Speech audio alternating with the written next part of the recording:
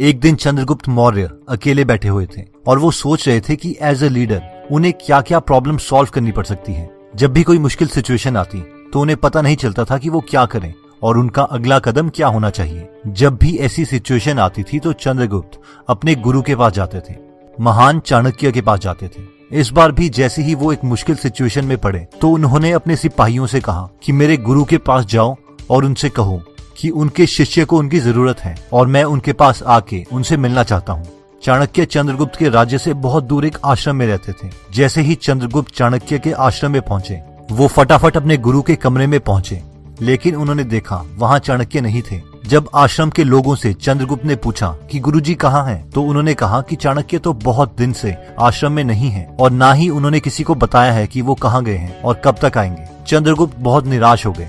उन्होंने अपने कई सैनिकों को अपने गुरु चाणक्य को ढूंढने को कहा, लेकिन चंद्रगुप्त जानते थे कि अगर चाणक्य नहीं चाहते कि कोई उन्हें ढूंढ पाए तो भगवान भी उन्हें नहीं ढूंढ सकते। काफी टाइम तक चाणक्य को ढूंढने के बाद चंद्रगुप्त के पास कोई रास्ता नहीं बचा था, इसीलिए उन्होंने खुद के मंत्रियों को बुलाया और अपनी प्रॉब्लम बताई। सब लोगों ने मिलकर उस प्रॉब्लम को सॉल्व कर दिया। बहुत समय के बाद चाणक्य वापस अपने आश्रम में आए और उन्हें पता चला कि चंद्रगुप्त उन्हें ढूंढ रहे थे। ये सुनने पर चाणक्य अपने शिष्य चंद्रगुप्त से मिलने गए। जैसे ही चंद्रगुप्त ने चाणक्य को देखा उन्होंने चाणक्य के पैर छुए और कहा, आचार्य आगे से ऐसा मत कीजिएगा, मुझे अकेले मत छोड़िए, मैं चाहता हूँ कि आप हमारे राज्य की मुश्किलों के वक्त मेरे साथ रहें। चाणक्य ने मुस्कुराते हुए कहा, क्या अब तुम्हारी मुश्किल खत्म हो गई है? इस पर चंद्रगुप्त ने कहा, हाँ किसी तरह हमने इसका सोल्यूशन निकाल लिया। इस पर चाणक्य ने कहा, चंद्रगुप्त हमेशा याद रखो तुम किसी पर डिपेंड नहीं रह सकते अपनी प्रॉब्लम सॉल्व करने के लिए। तुम अपने से इंटेलिजेंट लोगों की हेल्प ले सकते हो, लेकिन अगर तुम्हारे पास कोई नहीं है तो एंड में तुम्हें ही डिसीजन लेना पड़ेगा, क्योंकि तुम ही इस किंगडम के लीडर हो। इस पर चंद्रगुप्त ने कहा, लेकिन मुझे कैसे पता चलेगा कि मेरा डिसीजन सही है? आन्वीक्षिकी, सोचने की कला, इसीलिए तो मैंने तुम्हें आन्वीक्षिकी सिखाई थी, चाणक्य ने कहा। दोस्तों अब हम आन्वीक्षिकी यानी साइंस ऑफ थिंकिंग के 6 तरीके देखते हैं जो चाणक्य ने बताए थे, और ये सारे तरीके हम आपको राधा कृष्णन पिल्लई की book inside Chanakya's mind Anvikshiki and the art of thinking से बताएंगे। राधा कृष्णन पिल्लई एक ऐसे इंडियन है जिन्होंने चाणक्य को बहुत डिटेल में पढ़ा है और इन्होंने चाणक्य की किताब अर्थशास्त्र में पीएचडी की है। तो ये स्टार्ट करते हैं सबसे पहले मेथड से, जो कहता है ऑल्टरनेटिव थिंकिंग। अगर हम कोई प्रॉब्लम फेस कर रहे हैं तो हमें ये याद रखना पड़ेगा कि काफी सारी प्रॉब्लम्स का एक ही सोल्यूशन हो सकता है और एक ही प्रॉब्लम के काफी सारे सोल्यूशन हो सकते हैं। इसलिए हमें एक सोल्यूशन फोकस्ड माइंड रखना पड़ेगा, ना कि प्रॉब्लम फोकस्ड माइंड। चाणक्य ने अपनी बुक अर्थशास्त्र में काफी ऑल्टरनेटिव थिंकिंग के तरीके बताए हैं, लेकिन उनमें सबसे ज्यादा फेमस तरीका एक 4 स्टेप प्रोसेस है। ये मेथड कहता है साम दान दंड भेद। ये मेथड इतना फेमस है कि आज भी इसे मिलिट्री स्ट्रेटेजी, फॉरेन पॉलिसी या क्राइम डिटेक्शन के लिए यूज किया जाता है। इस प्रोसेस में सबसे पहले आता है साम, जिसका मतलब है डिस्कशन। हमारा फर्स्ट स्टेप हमेशा रहता है कि हम कोई लड़ाई ना करें, वॉर शुरू ना करें और किसी भी प्रॉब्लम को सॉल्व करने के लिए एक फ्रेंडली डिस्कशन करें। अगर 2 लोगों के बीच में म्यूचुअल रिस्पेक्ट है तो एक नॉर्मल डिस्कशन से हम विन विन सिचुएशन क्रिएट कर सकते हैं। नेक्स्ट आता है दान, जिसका मतलब है गिफ्ट। हर इंसान की कुछ ना कुछ जरूरतें होती हैं और उसे गिफ्ट चाहिए होते हैं, तो अगर हम उनकी जरूरत को समझकर उन्हें गिफ्ट देते हैं तो हम अपना ऑब्जेक्टिव पूरा कर सकते हैं। इसको हमें रिश्वत नहीं समझना चाहिए, बल्कि इसे म्यूचुअल बेनिफिट की नजर से देखना चाहिए। नेक्स्ट आता है भेद यानी डिवीजन। जो लोग फ्रेंडली वे में काम नहीं करना चाहते उनके साथ ये स्ट्रैटेजी यूज की जा सकती है, और यही स्ट्रैटेजी अंग्रेजों ने हमारे साथ यूज करी थी, डिवाइड एंड रूल। हम भी बहुत एक्सट्रीम सिचुएशन में इसे यूज कर सकते हैं। नेक्स्ट आता है दंड, जिसका मतलब है ताकत या फोर्स। जब कोई और तरीका काम ना कर रहा हो तो ये लास्ट मेथड है जिसे यूज किया जा सकता है। इसीलिए चाणक्य इसे लास्ट सोल्यूशन मानते हैं किसी भी प्रॉब्लम को सॉल्व करने के लिए। जरूरी नहीं कि इन 4 मेथड्स को इसी सीक्वेंस में अप्लाई किया जा सके। हम अपनी सिचुएशन के अकॉर्डिंग किसी एक मेथड को यूज कर सकते हैं।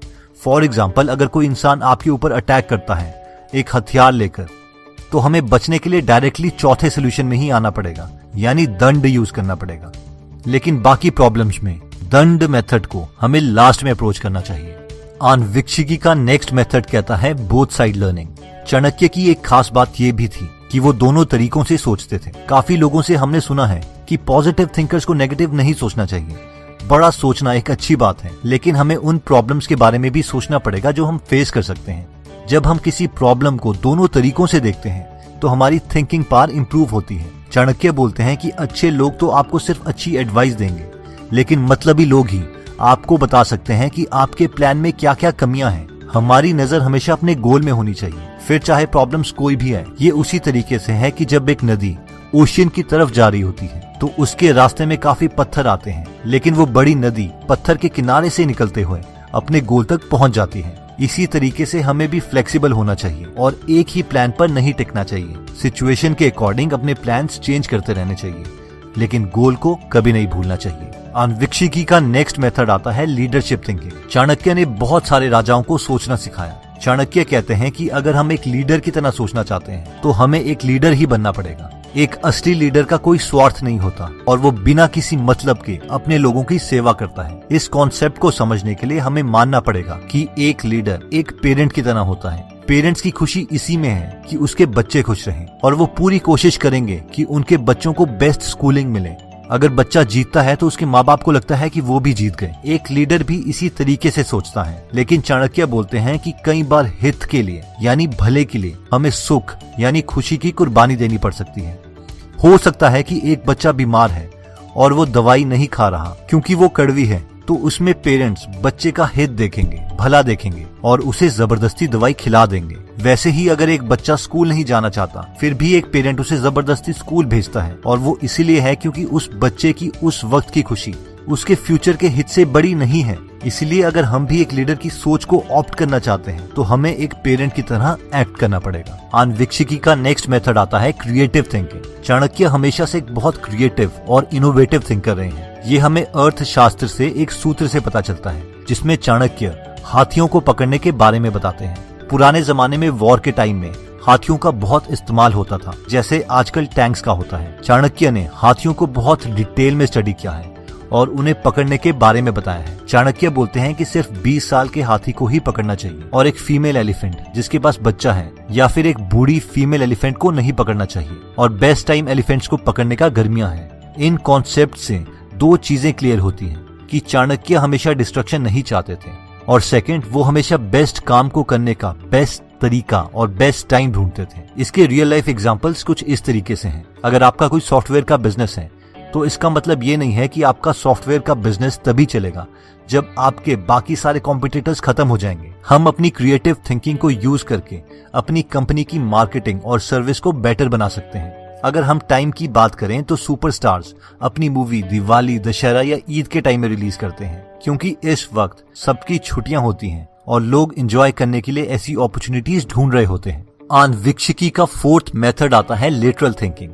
ऑथर बोलते हैं कि मैंने 2 कंपनीज में एज अ कंसल्टेंट काम किया है और वो दोनों कंपनीज सीमेंट बनाती थी। एक कंपनी सुपर कॉन्फिडेंट थी कि वो किसी भी फाइनेंशियल प्रॉब्लम को हैंडल कर सकती है नेक्स्ट 20 इयर्स तक, जबकि दूसरी कंपनी अपने एम्प्लॉयज को सैलरी भी नहीं दे पा रही थी और ऑलमोस्ट बिकने वाली थी। पहली कंपनी में सारे एम्प्लॉय स्टेक होल्डर्स खुश थे, लेकिन दूसरी कंपनी में सब इनसिक्योर थे और अपना कॉन्फिडेंस लूज कर चुके थे। ये इसीलिए था कि पहली कंपनी की लॉन्ग टर्म विजन थी, वो लिमिटेड रिस्क लेते थे और इंडस्ट्री के एक्सपर्ट्स को अपना कंसल्टेंट और मेंटर्स बनाते थे, जबकि दूसरी कंपनी की शॉर्ट टर्म विजन थी। उन्हें अभी इसी वक्त प्रॉफिट चाहिए होता था और वो सिर्फ प्रॉफिट को ही सक्सेस का एक पैरामीटर मानते थे। चाणक्य कहते हैं कि एंड में जीतता वही है जिसकी लॉन्ग टर्म विजन होती है, जिसने दूर की सोच के प्लान्स बनाए होते हैं। हम जितना डिटेल में और जितनी लॉन्ग टर्म प्लानिंग कर सकते हैं वही हमें जिता सकता है। अन्वीक्षिकी का 5th मेथड आता है स्पिरिचुअल थिंकिंग। चाणक्य के टाइम में इंडिया दुनिया की रिचेस्ट कंट्री थी। चाणक्य ने वेल्थ के टॉपिक पर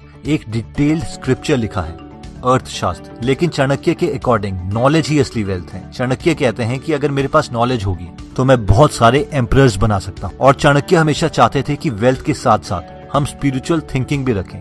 आजकल लोग समझते हैं कि स्पिरिचुअलिटी का मतलब है हर चीज का त्याग, मटीरियलिस्टिक थिंग्स से खुद को दूर कर लेना। चाणक्य ने अपने एक श्लोक में कहा है कि असली स्पिरिचुअल इंसान वही होता है जो एक्टिव है और एक्शन ओरिएंटेड है। स्पिरिचुअलिटी का मतलब ये नहीं है कि हम गरीबी में जिए, बल्कि चाणक्य बोलते हैं कि अमीर होना और वेल्थ क्रिएट करने में कुछ गलत नहीं है, लेकिन हमें बस ये ध्यान रखना पड़ेगा कि पैसा एक सही तरीके से आ रहा हो। अमीर तो डॉन और गैंगस्टर्स भी होते हैं, लेकिन वो हमारे रोल मॉडल्स नहीं है। ऑथर बोलते हैं कि हमें एक किंग साइज लाइफ जीनी चाहिए, लेकिन साथ में हमारा एक किंग साइज हार्ट भी होना चाहिए जिसमें सबके लिए जगह हो। तो दोस्तों, इस वीडियो में हमने आन्वीक्षिकी के बारे में यानी साइंस ऑफ थिंकिंग के बारे में देखा, जिसमें हमने 6 मेथड्स देखे। इसमें सबसे पहला मेथड था ऑल्टरनेटिव थिंकिंग, यानी हम किसी प्रॉब्लम को सॉल्व करने के लिए हमें पहले साम यानी डिस्कशन का सहारा लेना चाहिए, फिर दान यानी गिफ्ट्स देके एक विन विन सिचुएशन क्रिएट करनी चाहिए, और एक्सट्रीम केसेस में भेद यानी डिवीजन का सहारा लेना चाहिए, या फिर दंड यानी फोर्सफुली अपने गोल को अचीव करना चाहिए। नेक्स्ट हमने बोथ साइड थिंकिंग देखी, जिसमें हमने देखा था कि पॉजिटिव चीजों के साथ साथ हमें पॉसिबली नेगेटिव चीजों के बारे में भी सोच लेना चाहिए ताकि हम उन डिफिकल्ट सिचुएशन को भी प्लान कर सकें। थर्ड हमने देखा था लीडरशिप थिंकिंग, जिसमें हमने देखा कि अगर हम एक लीडर की तरह बनना चाहते हैं तो हमें एक पेरेंट की तरह एक्ट करना पड़ेगा जो अपने बच्चों के भले के बारे में सोचता है और इसमें उसका खुद का कोई स्वार्थ नहीं होता। नेक्स्ट हमने देखा था क्रिएटिव थिंकिंग, यानी किसी भी चीज को करने के लिए कई सोल्यूशन हो सकते हैं और हमेशा डिस्ट्रक्शन सोल्यूशन नहीं है। डिस्ट्रक्शन हमेशा लास्ट सोल्यूशन होना चाहिए किसी भी प्रॉब्लम को सॉल्व करने के लिए। नेक्स्ट हमने देखा था लेटरल थिंकिंग, यानी जो लोग लॉन्ग टर्म प्लानिंग करेंगे एंड में वही जीतेंगे। और फाइनली हमने देखा था स्पिरिचुअल थिंकिंग, जिसमें चाणक्य बोलते हैं कि स्पिरिचुअलिटी का मतलब गरीबी में रहना नहीं है और मटेरियलिस्टिक चीज का त्याग करना नहीं है। इसका मतलब है कि हम अपने मटेरियलिस्टिक डिजायर्स को पूरा कर सकते हैं, लेकिन ये पैसा एक एथिकल मैनर में आना चाहिए। और चाणक्य के अकॉर्डिंग वेल्थ से ज्यादा इंपॉर्टेंट नॉलेज है। चाणक्य ने कहा था कि अगर मेरे पास नॉलेज है तो मैं कई सारे एम्परर्स बना सकता हूँ, और इसीलिए हमने आपके लिए गीगल एप्लीकेशन बनाई है जहां पर आप फ्री में हिंदी में ऑडियो बुक समरी सुन सकते हैं। यहाँ पर आप चाणक्य नीति सुन सकते हैं, रिच डैड पुअर डैड सुन सकते हैं, power of subconscious mind, thinking fast and slow, the code of extraordinary mind, who moved my cheese, deep work, why A students work for C students, the compound effect, the power of habit, wings of fire by APJ Abdul Kalam, Steve Jobs, Galileo Galilei and many many many more. तो अगर आप ये application download करना चाहते हैं तो description में दिए हुए लिंक में जाके आप इसे डाउनलोड कर सकते हैं। दोस्तों, कमेंट सेक्शन में आप बता सकते हैं कि आप नेक्स्ट वीडियो किस टॉपिक पर चाहते हैं, ताकि हमें भी फीडबैक मिले और उसी टॉपिक्स को हम कवर करें। इस चैनल को जरूर सब्सक्राइब कर लीजिए और बेल का बटन दबा दीजिए ताकि आप ऐसी नॉलेजेबल वीडियोस कभी मिस ना करें। और इस वीडियो को लाइक जरूर कीजिएगा ताकि हमारा कॉन्फिडेंस बढ़े।